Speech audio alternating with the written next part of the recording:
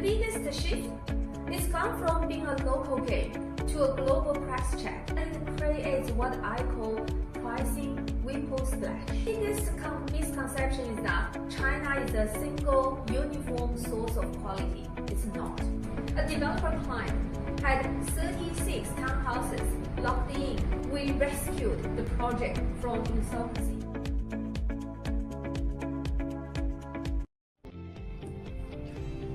When you think about the legacy of ChinaDirect and Frethan, beyond money and projects, what do you hope your team and your clients will remember you for?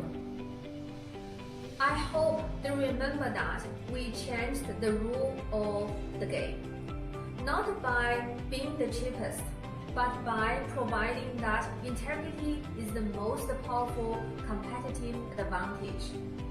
For our client, I don't want to be remembered as just a cost-saving line item. I want to be the reason a builder could finally take on that dream project without financial terror. The reason a family business survives a downturn. I want us to be remembered as the strategic partner who give them back their confidence.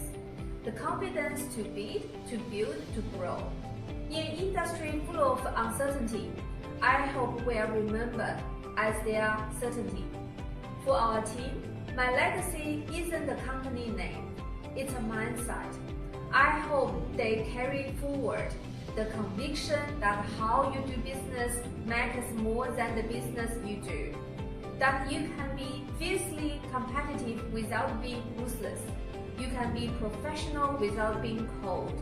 I hope they remember the culture where we measured our success by the problem we prevented, not just the profits we made.